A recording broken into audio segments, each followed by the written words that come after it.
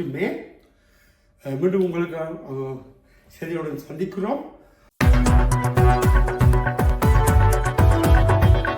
உள்ள ஒரு குடியிருப்பு பகுதியில் தீ விபத்து ஏற்பட்டுள்ளது.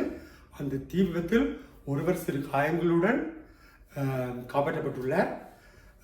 மற்றும் அந்த குடியிருப்பில் இருந்து 15 பேரை போலீசார் அகற்றியுள்ளனர்.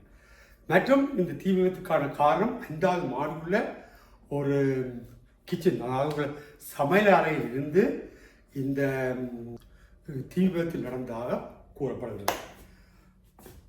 மற்றும் காஷ்மீர் விவாதத்தில் இந்தியா பாகிஸ்தான் இடையே மோதல்கள் அதிகரித்து வரை வான் பாதுகாப்பு அமைப்பை அளித்ததாக இந்தியா கூறுகின்றது.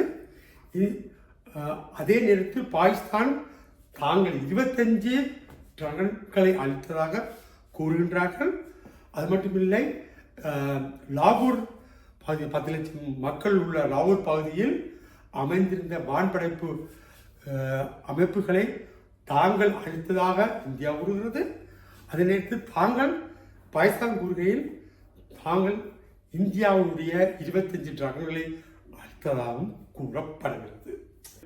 வங்கியில் முன்னால் நிறுத்தப்பட்டிருந்த வாகனத்தில் இருந்து பல பணப்பெட்டிகள் திருடப்பட்டுள்ளன.